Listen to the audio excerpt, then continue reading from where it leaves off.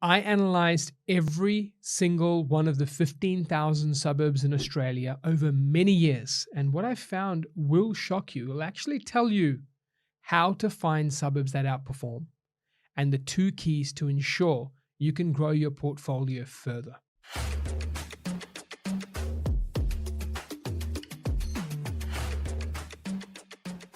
Now, with these 2 keys, the most important thing that you'll learn today is that there is no way capital growth exists without the first key in place. And secondly, to find markets even earlier than most typically would, what are the signs to look for and what do you give up on that journey? My name's Arjun Paliwal, as you know. I'm the head of research at InvestorKit Buyers Agency, and we've been going through a lot of data over many years and a lot of spending on data over many years. In fact, I've spent close to $1 million in data now in analysis alone over the last few years, and more on that when you consider the team, the research engine room, and everything else that we do to actually make use of that data. Now, in this particular podcast episode, I wanted to deep dive into these 2 core keys to help you unlock greater portfolio growth and greater performance when market analyzing and the impact of what they do when you analyze suburbs across the nation.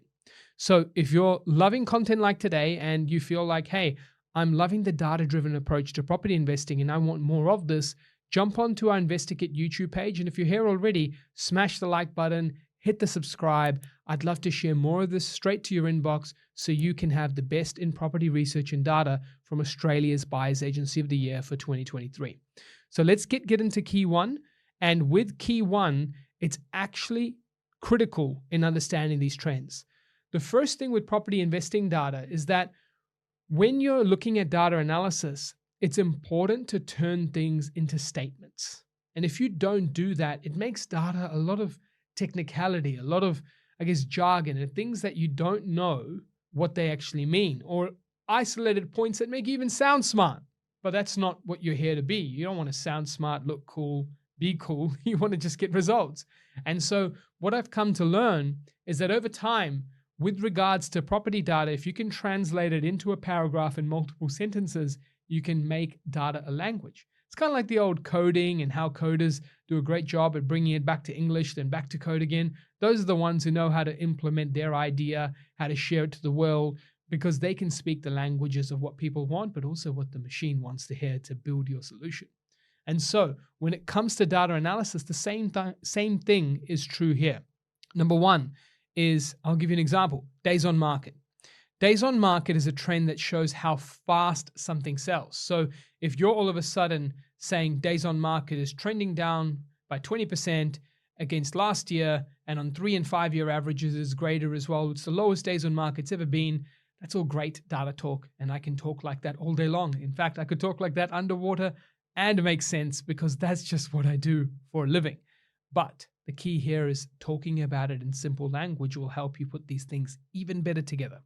So days on market is represented as it's selling speed. So what you want to look for is something that is selling faster. Because anyone who tells me that price growth exists in an environment where people take longer to sell and take a long time to sell and longer to sell than this time last year, 3 years ago, and 5 years ago, has got their head screwed on backwards, or not screwed on at all. The main thing here is that this is the key metric to show you.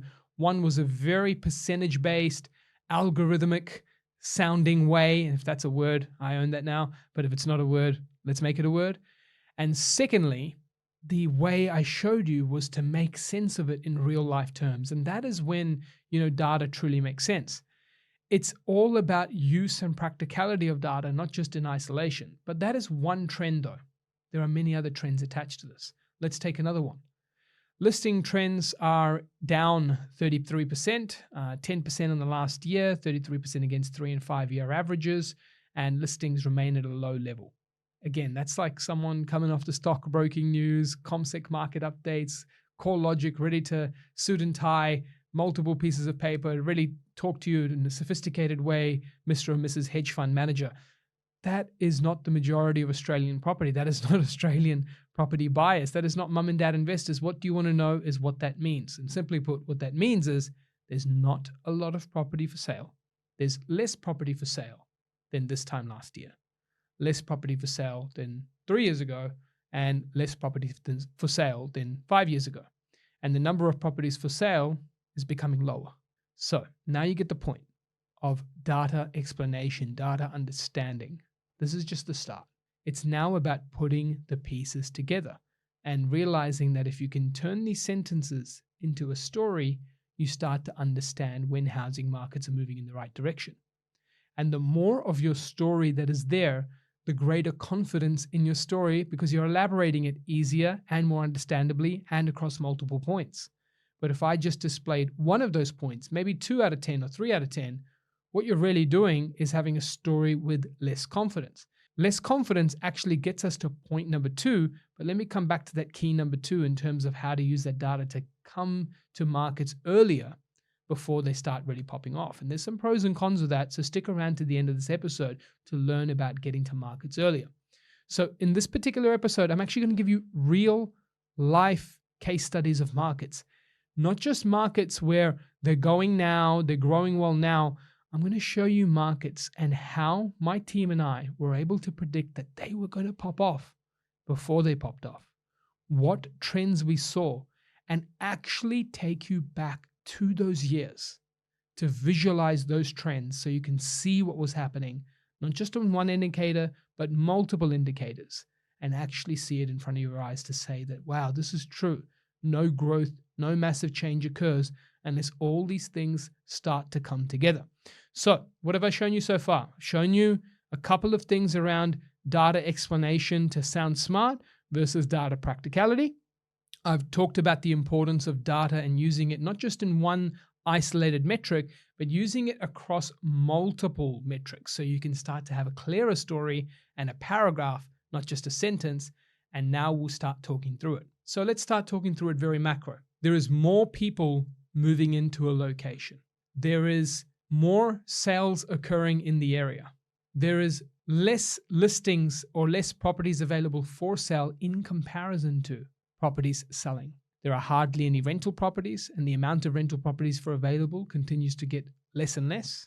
People don't have to give away as many discounts on their properties when they're selling it due to the result of the demand. Things are selling way quicker, and people are testing them at higher prices, and they're selling for more. Also, there's a lot more jobs available, and it's becoming easier to find a job with unemployment also reducing.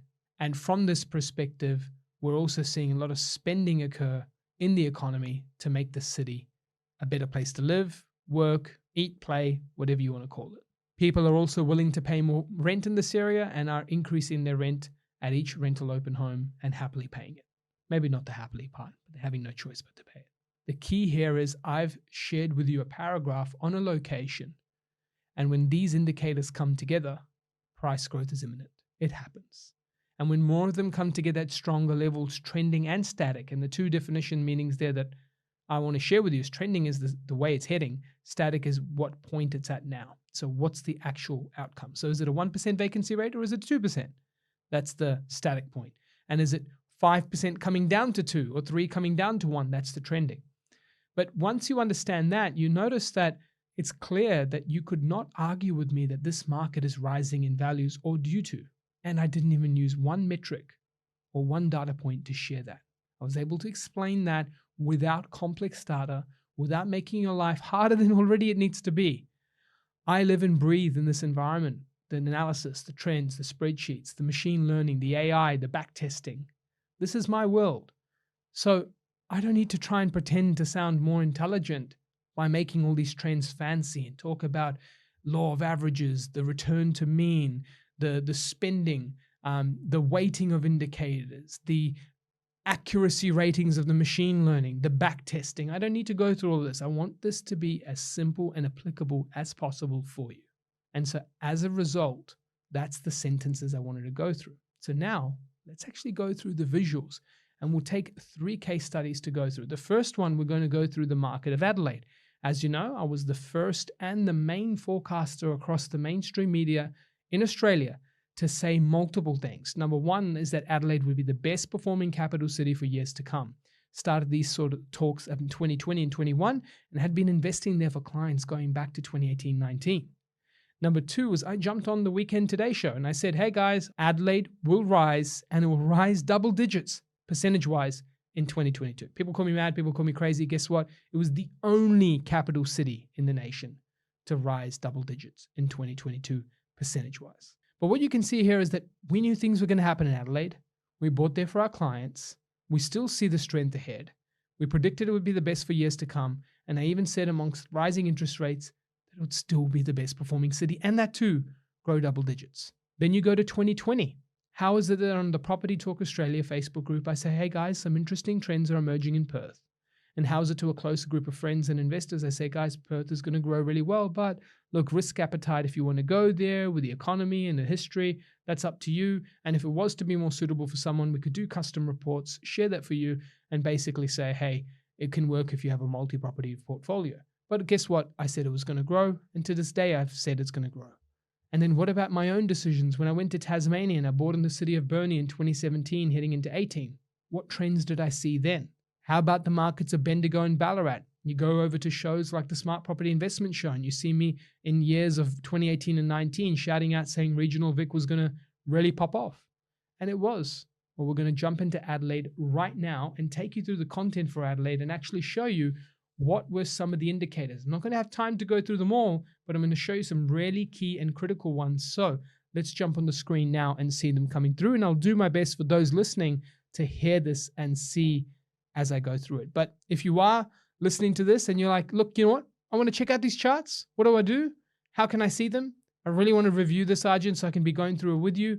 Well, jump on our YouTube page. That's the page InvestorKit, where you can see more like this. And of course, like and subscribe so you can get more content like this moving forward.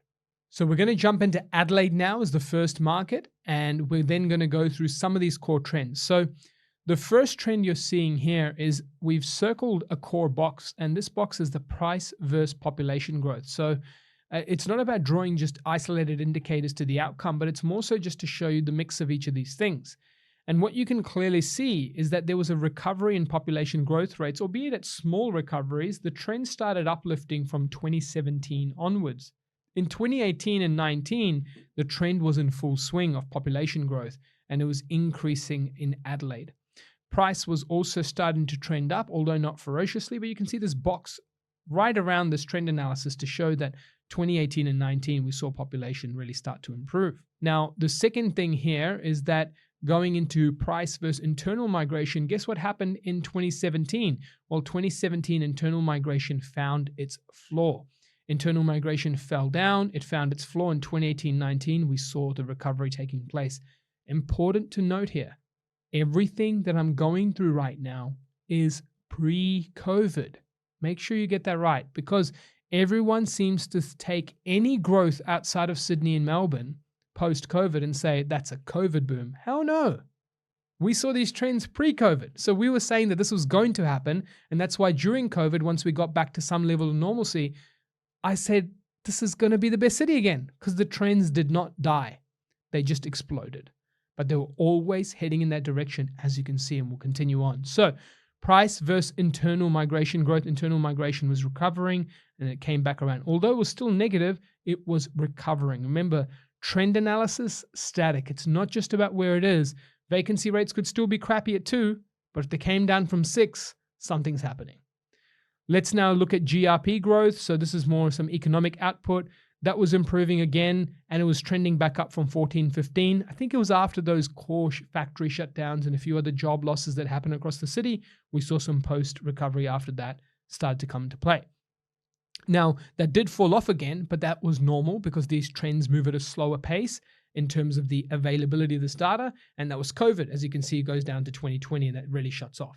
But overall, it was heading in the right direction from GRP growth.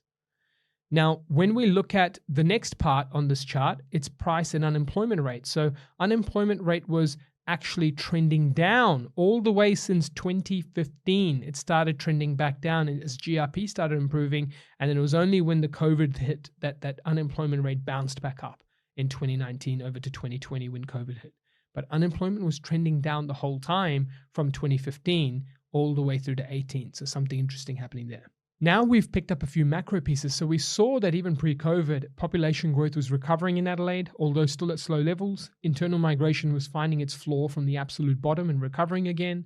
The local economy from unemployment rates was falling down from 2014 year after year, and GRP was recovering as well from the gross regional products and the actual money in Adelaide that was floating around. We now go to the next trends, which is more micro. The next thing we saw was days on market was falling regularly, all the way from 13, 14, 15, 16, and 17, and 18, 19 as well. It was falling before 2020. We saw naturally that curve pick back up again during the pandemic. But this is now 4 or 5 years straight of days on market falling. We'll then move over to housing inventory and the relationship between sales volumes, the transactions happening, and the level of listings available. And what we can see here is that sales volumes were falling a little bit, but then they started to find their floor. And we could start to see that recover a little bit, but it was still falling. However, it was starting to find its floor in 2019.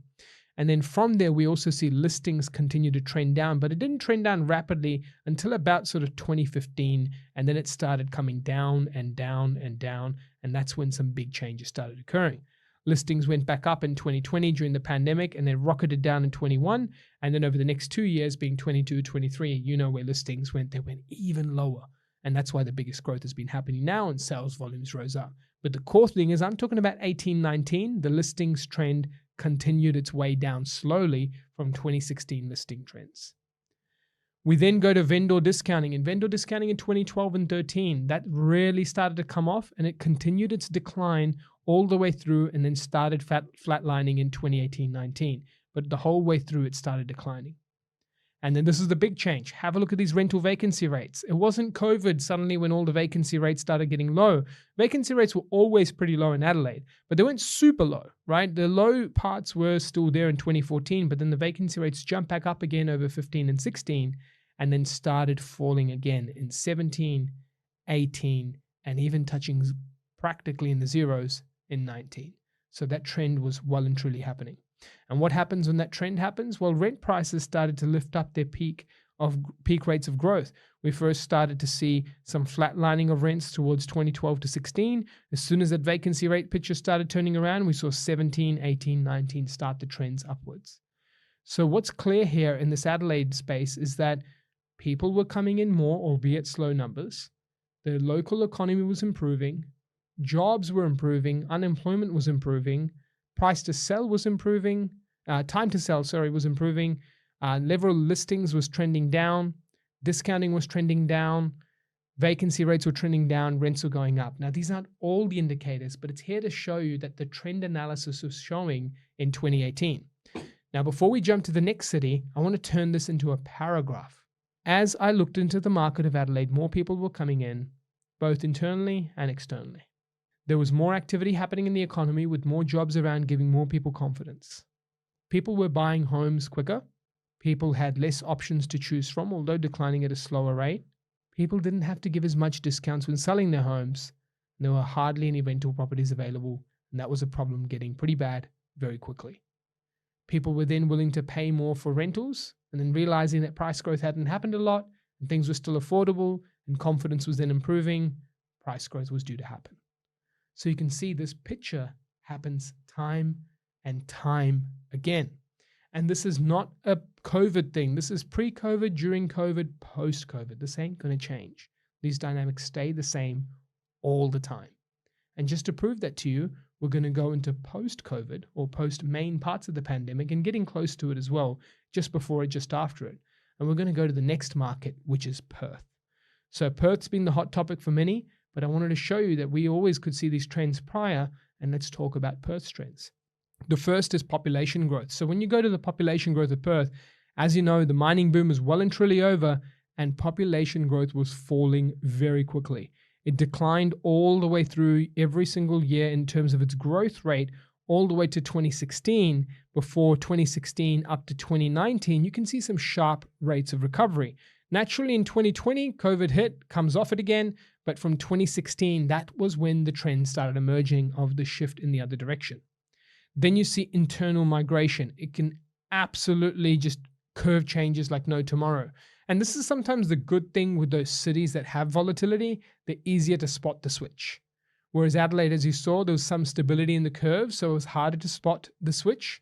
But in Perth, it's very easy to spot the switch because of the whole shift from a mining collapse to that recovery. Now you can see all of a sudden from 2013, migration internally, everyone started leaving all the way to 2018, and then bang, 2018-19, it goes the other way. So it wasn't a whole COVID thing, it was due to happen. Things were going the other way. And by going the other way, I don't mean to say that a mining boom was occurring again. It's more going the other way simply because the last one had found its floor, had found the feet. Then we see GRP growth. GRP growth, naturally, when you've got mining as such a core part of it, was super strong in 2012, and then it falls off again. And it's at about 2018 where things start to rally back to positive territory. Then naturally the pandemic hits and that weakens again, and bang, iron ore prices, everything goes off. And so you can start to see it peak up again. Now, iron ore then came back and all the materials are starting to be priced at a low amount again.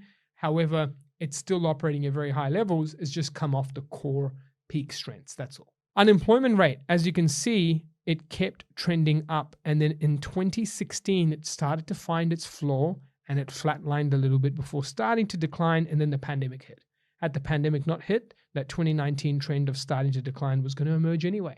So you can start to see all of this coming together.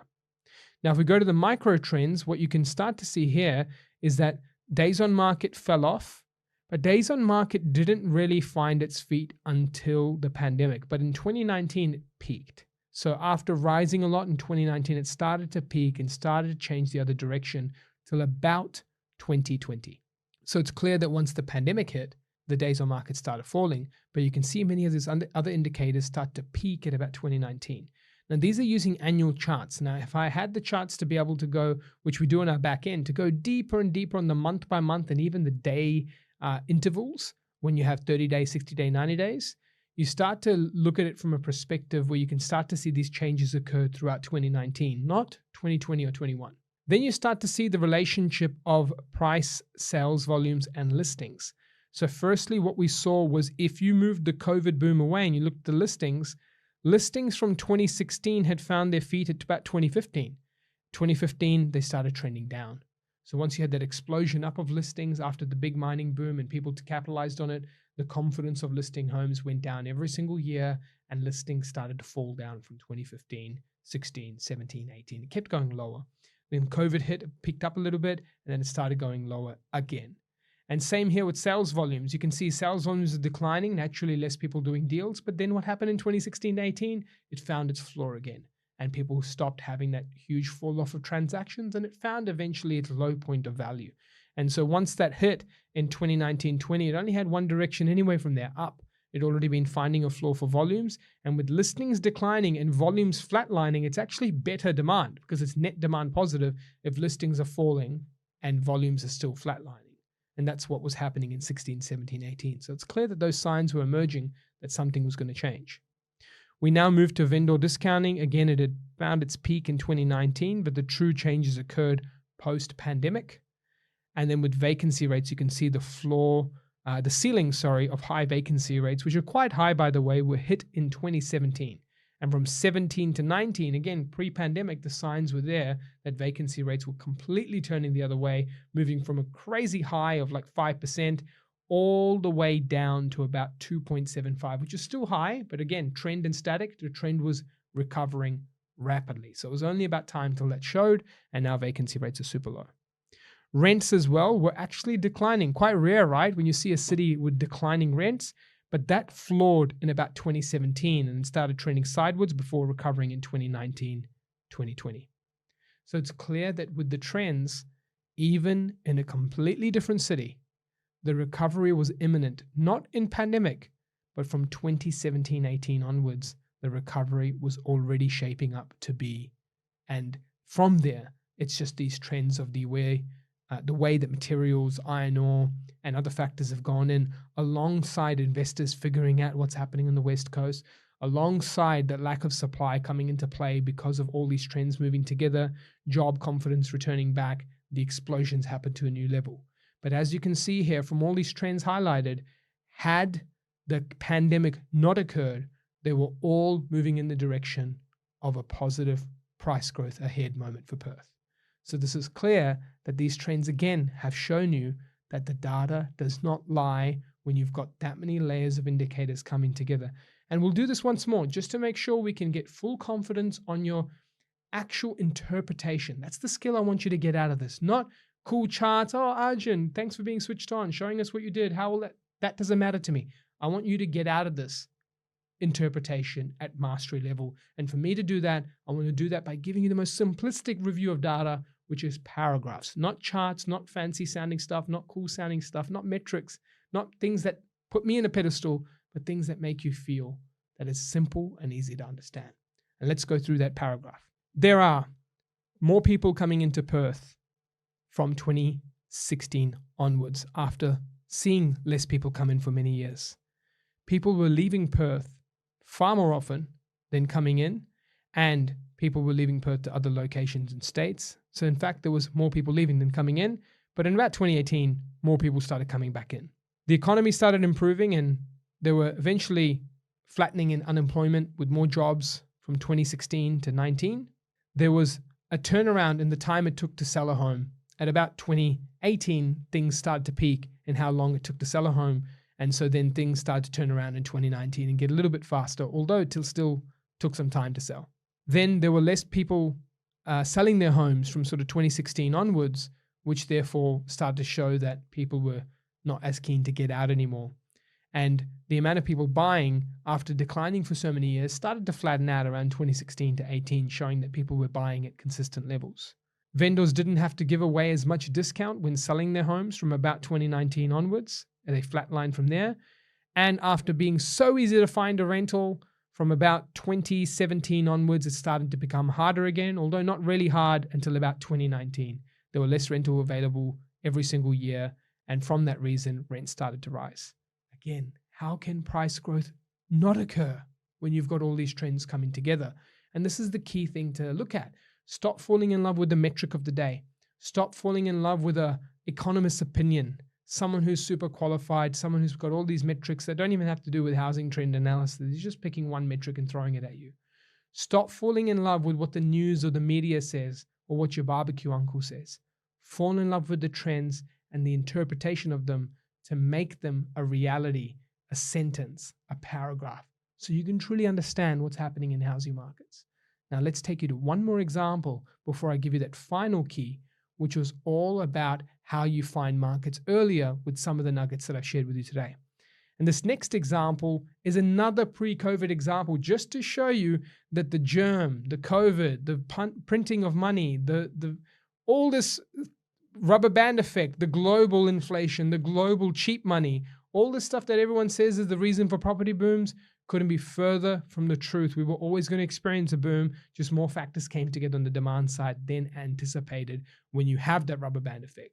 And by using this next part, which is Hobart, which I, as you know, capitalized in 2017 in Tasmania to find another city that showed the same trends, which was Burnie, Tasmania, I'm now going to show you Hobart, and that too going back to 2015-16. So you can see that irrespective of the times, germ, no germ, stimulus, no stimulus, expensive money, cheap money, if these trends come together, something is happening. So we're going to go through that and you're going to see it.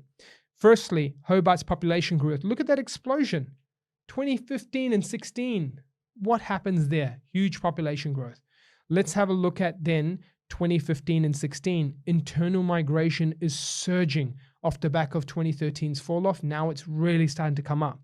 Then the next thing is we start to have GRP trends improve around 15, 16. Makes sense, right? More people, more interstate, more overseas, more visitors. Something starts to happening. Now, there are talks and thoughts that it may have to do with President Xi Jinping's visit from China to Hobart and how they praised Tasmania and how they talked about the produce, the life, the travel, enjoying it, saying that it was a great place to go to. But that is just one of the many factors. Its economic success is clearly showing across multiple metrics here. Unemployment rate, look at that trend down from 2012 and 13, although at high levels, reduced every year, and 15, 16, it really started finding a floor at a pretty decent level when considering the rest of the economies at that time were also around there. And this is after Hobart had a very weak economic period between 2011, 12, 13, 14. All of a sudden, it starts improving really quickly. Now we go to the trends. You can clearly see that time to sell in 2013 started shifting the other way around. It started getting much quicker and continued year after year. And guess what? The boxes you see on those trends are 15, 16, 17. Was there any pandemic? Was there any stimulus? Was there 1% interest rates? Was there interest rates with 0.1%? All the stuff that the RBA was charging then? No, that wasn't the case. Was there a national property boom going on? It was just in Sydney and Melbourne. Hobart hadn't even started yet. And then look at the boom when you see the trends coming in. The strongest years was 17, 18, 19. And that's when the boom was so-called over. That's when negative gearing was about to be scrapped. That's when everything was bad happening with Labor's policies coming in and all these thoughts of everything that they were going to put in. APRA coming in, changing stuff, lending laws, everything that you could imagine that wasn't meant to be good was supposedly happening then. The next one, you can see listings find a new point at 2014 and then fall off a cliff. Sales volumes start recovering rapidly in 2014 and really start rising 14, 15, 16 before stabilizing. But listings had come down so much that had already strengthened on net terms. Vendor discounting, that too falling off year after year in 12, 13, 14, 15. Rent prices as a result of the vacancy rates falling off have started really jumping up from 2014, 15, and 16. These aren't all the indicators, but these are some of the core ones. Buying, selling, speed of sale, discounting, properties available for rent, rent prices, sale prices, job advertisements, economic production, people movement. All of these come together as a consistent picture of holistic demand and supply. This is the key to property trend analyzing, and what I've learned over analyzing 15,000 plus suburbs, going all the way back for many, many decades, short-term trends, long-term trends. I wanted to spill the beans on this particular conversation for you today so you could learn it all, see it all in motion, and you could tell the haters, COVID, boom, put that aside. I just showed you a market pre-COVID. It doesn't matter when. There will be another germ, there will be another issue, there will be another war, there will be another something, and I hope that doesn't happen. But these things happen. However, the trends that are not a specific individual data point related, trends that form a paragraph and a sentence that can be shown with just human behavior impacting these trends. This is the key. So that was key one. I promised you at the end, I would leave you with key two, which was how do you find these trends earlier? Now, you can go back and rewind on each of these cities and you'll see that that ideal box of buying window, the trends were happening earlier, but not all of them were happening at the same perfection of clear analysis, at the same strength for every single indicator at the same times. They don't all happen at the same time, but they all tend to eventually impact each other. And then you start to see a clearer picture. So here's what you can do. What you can do is a cool exercise. If you're listening to this, why not jump on the YouTube page and just go at InvestorKit, hit like, subscribe, so you can try this exercise as well. And look at this from grabbing a piece of paper and put it in front of the charts that I put on the screen, make the screen full screen, and just be able to go and put the piece of paper ahead so you don't see the years ahead of when that growth really started popping up. You just see the years prior where it's shown you these trends emerging. And what you can do is say if I've given you how many boxes? I think I've given about 9 charts on each location. So 9 charts here. If you've got 9 charts here and you put them on each location, how many of those tick boxes a year or two earlier? How many of those tick boxes a year earlier? How many of those tick boxes on the year? And you'll notice that number increase as the years go on. So let's just say of the 9 boxes, you're looking at Hobart here, and I might do this activity with you. Number 1, you can see if we assume 2016 is the ideal year for investing in Hobart, you can see 1, 2, 3, 4, 5, 6, 7, 8, 9. Oh, there you go. So 2016, all 9 trends show to a moment where if you covered the piece of paper on the other side, you would see a directional shift. If you go to 2015, 1, which is vacancy rate, and I'm sorry if I'm just shouting the numbers to you, but if you want to see this, vacancy rate shows, rent price change does not show yet. Vendor discounting does show, so that's 2. Listings change in 2015 does show, and sales volumes show, so that's 3. Days on market in 2015 falling does show. That's 4. So it's 4 out of 5 so far. And then unemployment rate in 2015 falling does show. That's 5 out of 6. GRP in 2015 does not show. That's actually 5 out of 7. It was weakening in that year. Internal migration at 2015 does show the bounce back. That's 6 out of 8. So 2 did not show, I believe. And then 2015 population slight increase, but not the explosion of 2016. So we'd kind of put that as a maybe. So now you're 2 trends lower, but still way more on the positive. So something's clearly happening. And you move that 1 year further up, you get another drop off. So the point here is you can use all the trends to find the location. If you want the highest confidence, wait for them all to show and the growth will follow. This is something in our analysis where we've really tailored, and we call this a hotspot market. If you now move the trends down, but the years earlier, you will start to reduce the number of indicators ticking all boxes, which therefore reduces confidence, but increases your ability to get in at lower prices, more affordable, experiencing more of the growth. Upside is that, downside is patience. Because it's not like only 3 of the indicators will show and then 5 never will show. 3 will eventually make its way to 4, 5, 6, 7, 8, 9, and so forth. To give you an example of today, and I'm giving out some secrets here, when we started looking at the market of Townsville and the market of Rockhampton, these 2 markets here, when we classified them as early adopter markets, people who are adopting to these trends earlier on, or adapting to these trends earlier on, there were, out of these 9, would have shown 5 or 6 or 7. But we made that conscious decision to go into these cities over the last couple of years because we saw these trends emerging, and every year that goes on, another one of these trends is joining that list. It's joining there, and it won't be long till we're 9 out of 9 in some of these cities. So that's the example here that people are now starting to realize and going, oh, something's happening in Townsville, something's happening in Rockhampton, and people are really starting to buy in these markets and see them shift. So how can you use that? Is this episode. I hope it truly helps you on the interpretation and mastery of property data. You don't need all the craziness of trend analysis understanding to this deep level, which makes you feel like you have to be a scientist. But of course, this is me after many, many years of practice, lots of money invested, a team invested of people that are smarter than me so I can learn with them and grow with them and learn from them. But I wanted to give you this in today's episode so you can apply it with actuals during COVID, pre-COVID, now with markets ahead. I gave you the beans on those. And then even the trends from prior COVID in Hobart, Tasmania, to show you what actually happens and how these things come together. So the 2 keys after learning from analyzing 15,000 suburbs in Australia. Number 1, growth will not occur unless all these trends occur and start to occur and go in the right direction and at static strong numbers. And number 2 is you can spot markets earlier, but be prepared to drop off a couple of trends of confidence and you got to back yourself a bit more. And with that, just have patience. It will come through eventually.